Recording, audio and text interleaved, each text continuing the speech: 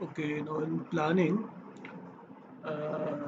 clause planning, there are basically three main clauses. That is action to address risk and opportunities, quality objectives and planning, how to achieve them, and planning of changes. And they consist of the red one are the ideas clauses. Okay. Now action to address risk and opportunities. तो इस sub clause में क्या है, determine risk and opportunities when planning for QMS. जब हम risk and opportunities determine करते हैं, जब क्यूएमएस प्लान करते हैं, we have to consider issues in 4.1 and requirements in 4.2। Okay, तो जैसे हमने इश्यूज कंसिडर किए थे 4.1 में, जो स्ट्रेटेजिक डायरेक्शन ऑर्गेनाइजेशन है उसको अचीव करने के लिए जो इश्यूज आए थे हमारे पास, पॉजिटिव नेगेटिव इश्यूज या कंडीशंस या क्या कहते हैं उसको, ये क्या कहते हैं, इश्यूज या कंडीशंस जो हमारे पास आए थे, या 4.2 में जो हमारे पास रिक्वायरमेंट्स थे रिलेवेंट इंटरेस्टेड पार्टी के, उसमें अ, उसके जो वो जो इश्यूज थे उसके कारण जो रिस्क और अपॉर्चुनिटीज या रिक्वायरमेंट्स के कारण जो रिस्क और अपॉर्चुनिटीज को अचीव करने की रिस्क और अपॉर्चुनिटीज हमको कंसिडर करनी है। क्यों कंसिडर करनी है? In order to give assurance that the quality management system can achieve its intended results। इसलिए quality management system अपने intended results को, results what are the intended results? Results are achieve the strategic direction or achieve the purpose and achieve the quality objectives that it has laid down, and achieve what the necessary requirements, that is applicable requirements, customer and legal requirements. These are the intended results। enhance desirable effects, prevent or reduce undesirable effects, ठीक है, and achieve improvement। इसके लिए हम जो है वही चीज़ें जो है रिस्क एंड अपॉर्चुनिटीज में जो है कंसिडर करते हैं, जो कि हमारे issues in 4.1 and requirements in 4.2 है जनरली, ठीक है। And when planning for QMS, और उसका रीजन क्या है, जैसे कि हमारा क्यूएमएस ये सब चीजें अचीव कर, and we have to plan to address this reason, what are the actions, what are the actions to be taken, ठीक है, हमें क्या एक्शंस उन पे इम्प्लीमेंट करने हैं या टेक करने हैं, and how to integrate and implement these action into the QMS processes। जो हमने actions plan किए हैं, how to integrate them into the QMS process and evaluate the effectiveness of these action।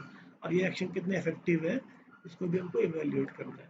और the action taken to address these risk and opportunity shall be proportionate to the potential impact on the conformity of products and services। तो ये जो actions है, that should be proportionate to the potential impact on comfortable products है। अगर हमारे जो potential impact on comfortable products होते हैं काफ़ी ज़्यादा सीवियर है, तो एक्शन भी काफ़ी ज़्यादा उस हिसाब से जो है रोबस्ट और सीवियर होनी चाहिए, ठीक है जी। तो दिस बेसिकली सब क्लॉज है, ये बताता है सबसे पहले तो कि हमें क्या चीज़ें, हमें किस चीज़ की रिस्क अपॉर्चुनिटीज आइडेंटिफाई करनी है, एटलीस्ट उन चीज़ों की जो 4.1 और 4.2 में है, इश्यूज और requirements of relevant interested parties, और इश्यूज जो कि हमारे स्ट्रेटेजिक डायरेक्शन या क्या कहते हैं ऑब्जेक्टिव की अचीवमेंट या पर्पस ऑफ ऑर्गेनाइजेशन के लिए हमारे जो इश्यूज आते हैं, ठीक है, फैक्टर्स इश्यूज और कंडीशन जो भी आती हैं, उसके उससे रिलेटेड रिस्क जो है हमको क्या क्या आते हैं उसको हमको आइडेंटिफाई करना है। It can be positive also, it can be negative also.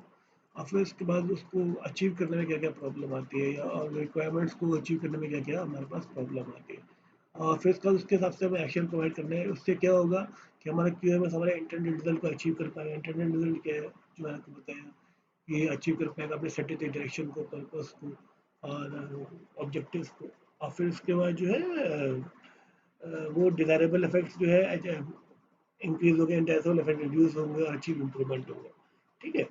और अब इन रिस्क और अपॉर्चुनिटीज को एड्रेस कैसे करेंगे, बाय मीन्स ऑफ एक्शंस, ठीक है, एक्शंस जो हम इसके ऊपर उठाएंगे। अब ये एक्शंस जो है, इन एक्शंस को हमको इंटीग्रेट करना है, प्लान करना है हमको, how these action are implement in the QMS process, जो कि हमारे रिस्क और अपॉर्चुनिटी जो हमारे पास आए हैं, इसको हम अपने क्यूएमएस प्रोसेस में कैसे इम्प्लीमेंट करें जिससे कि हमारा जो है इसको हम कैटर कर पाए। और इसका इन एक्शन की हमें वैल्यूएशन भी करनी है इफेक्टिवनेस की, क्योंकि अगर इफेक्टिव ही नहीं हो तो फायदा क्या है एक्शन लेने का। और एक्शन की जो स्ट्रेंथ है, एक्शन का जो रोबस्टनेस है, वो that should be proportional to comfort of products and services, ठीक है। Now risk analysis. This is IETF, so this is very important. Risk analysis include at minimum lesson learned from. मतलब risk analysis जो है at minimum इनको include करने का lessons learned from, lesson जो हमें सीखे हैं from product audits, product recalls, field returns, repairs, complaints, scrap and river. And also हमें डॉक्यूमेंटेड इसका इंफॉर्मेशन जो है रिटेन करना है evidence of results of research. Generally इसका हम डॉक्यूमेंटेड एविडेंस जो है एफएमईए रिटेन करते हैं। ठीक है, तो हमें जो है लेसन लर्न जो है इसका डॉक्यूमेंट एविडेंस रिस्क एनालिसिस का एट द मिनिमम हमको रिटेन करना है। एफएमई ऐसा जिसमें वो डिफाइन नहीं किया गया है, लेकिन हमें रिस्क एनालिसिस का जो भी हम रिस्क एनालिसिस करते हैं उसका एक डॉक्यूमेंटेड एविडेंस जो है रिटेन करना है। और लेसन लर्न में हम किससे, एक तो प्रोडक्ट ऑडिट से कि हमने जो प्रोडक्ट ऑडिट किया हमने क्या लेसन लर्न किए, ये what were the shortcomings, product recall से, ठीक है, फील्ड रिटर्न से, जनरली सब प्रोडक्ट से रिलेटेड है, रिपेयर से, कंप्लेंट से, स्क्रैप से और रिवर्स से। ठीक है, एक तो हमें रिस्क एनालिसिस करना है इसका।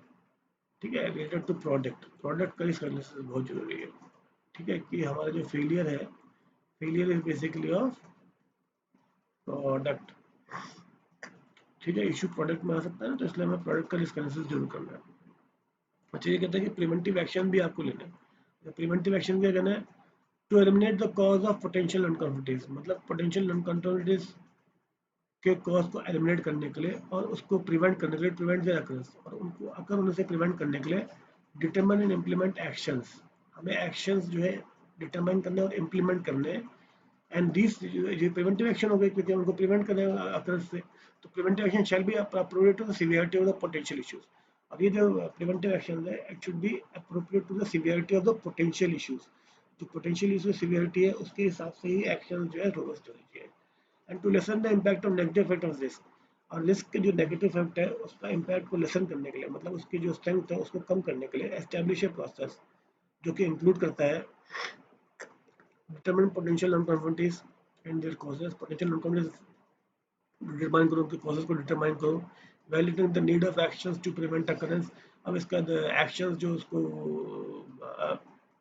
चाहिए हमको लेने जिससे कि उसके अकरेंस को प्रिवेंट कर पाए, नॉन कन्फर्मिटीज को, determine and implement the action needed, और एक्शन को डिटरमाइन एंड इम्प्लीमेंट करो, एक्शन जो भी हमारे को चाहिए, document information of the action taken, और जो हमने एक्शन लिए हैं उसको आपको डॉक्यूमेंट करना है, and reviewing the effectiveness of the preventive action taken, और उसका इफेक्टिवनेस को रिव्यू करो, and utilising lesson learn to prevent recurrence in similar process, और जो हमने लेसन लर्न किए हैं we have to utilise those lesson learn in order to prevent it from recurring it in the similar process, मतलब उसी तरह के process में फिर से ना हो जाए, उससे हमने रिजल्ट जो है उसको करना है। तो उसमें हमने क्या सीखा, बेसिकली हमें रिस्क एनालिसिस करना है प्रोडक्ट से रिलेटेड, प्रोडक्ट से रिलेटेड यानी कि क्योंकि हमें जो मेन वो है प्रोडक्ट और सर्विसेज, जनरली आईटी में तो केवल प्रोडक्ट ही है क्योंकि this is related to IT, तो प्रोडक्ट हमें जो है एडिट करना है as per the applicable legal and customer requirement.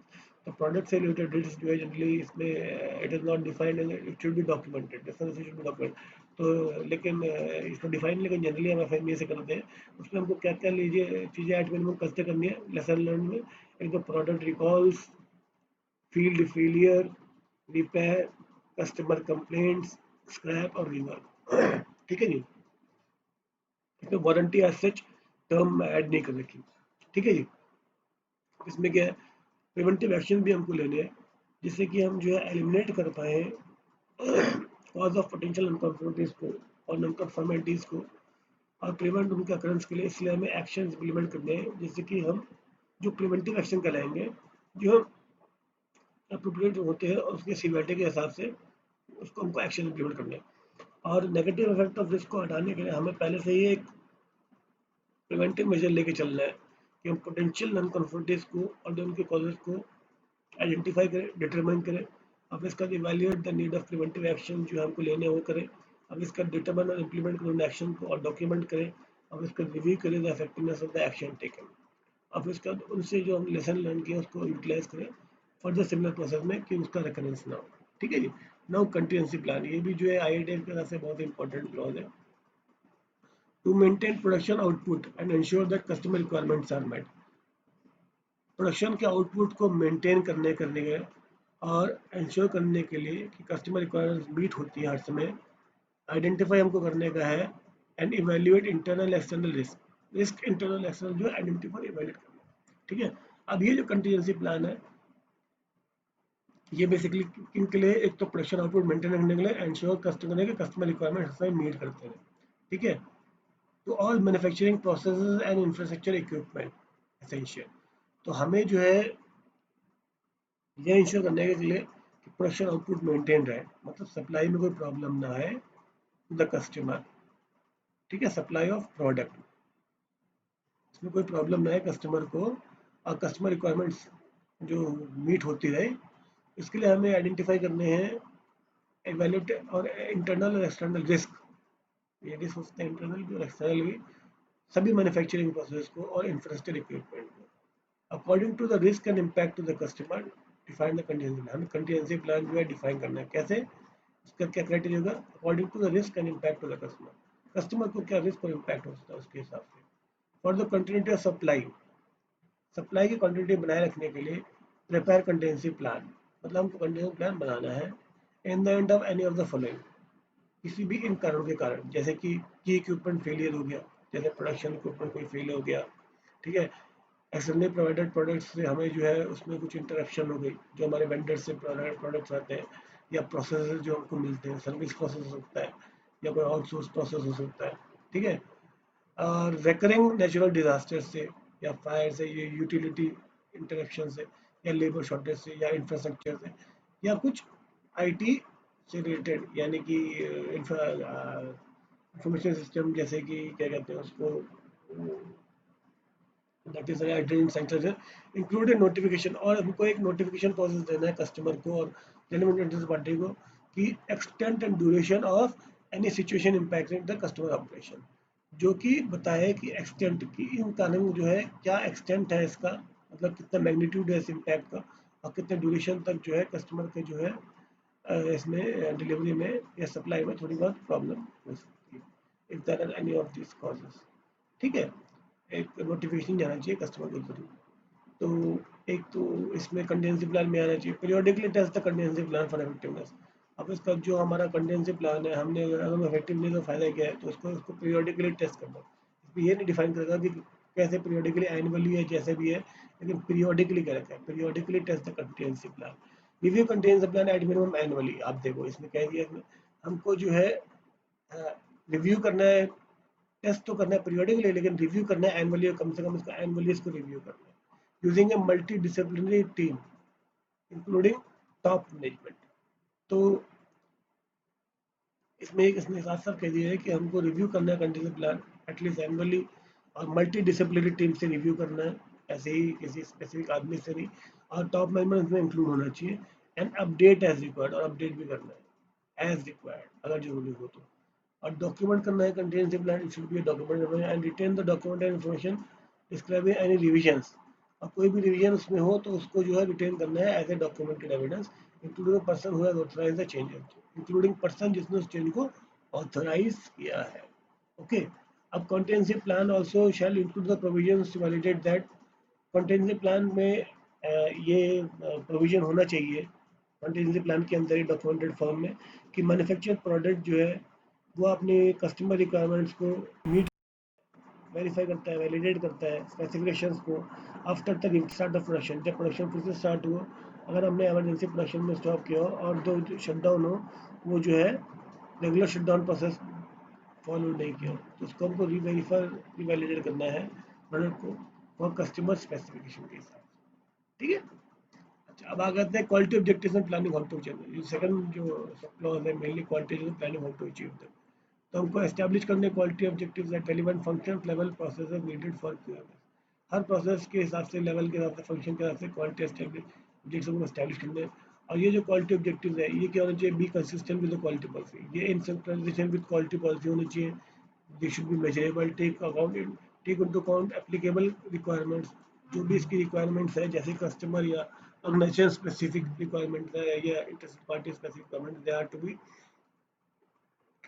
taken care of, and conformity of products and services जो है be relevant to the, इससे relevant होना चाहिए, and enhancement of customer satisfaction, मतलब ये ऐसे नहीं होनी चाहिए कि कस्टमर्स को सेटिस्फैक्शन एनहेंस ना हो, be monitored and communicated, be used as updated as appropriate, उनको अपडेट करना है एज अप्रोप्रिएट, जैसे कि अगर कस्टमर सेटिस्फेक्शन की रिक्वायरमेंट हाई है उसको अपडेट करना है हाई की तरफ, साल 10 साल या जो भी है, और इट शुड बी कम्युनिकेटेड, मतलब कम्युनिकेट होनी चाहिए इसको throughout the organisation, be monitored, इसको मॉनिटर किया जाना चाहिए, एनहांसमेंट ऑफ कस्टमर सेटिस्फेक्शन, और कस्टमर सेटिस्फेक्शन को एनहांस होना चाहिए, ठीक है, be relevant to the conformed products and services and to enhance of customer satisfaction, it should be relevant to the element of customer satisfaction, ठीक है।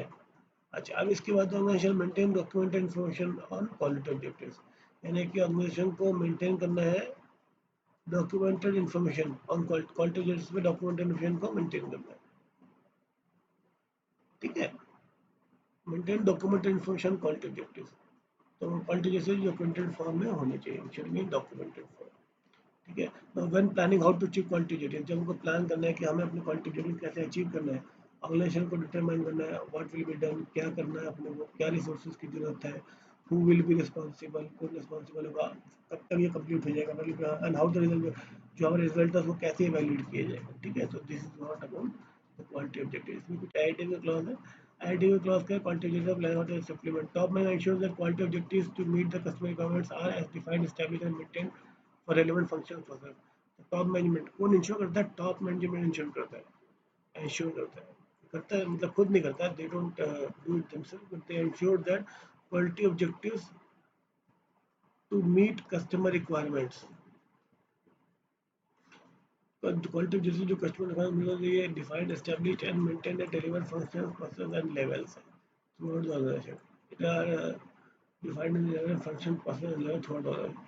The results of organization's review regarding interested parties and their relevant requirements shall be considered.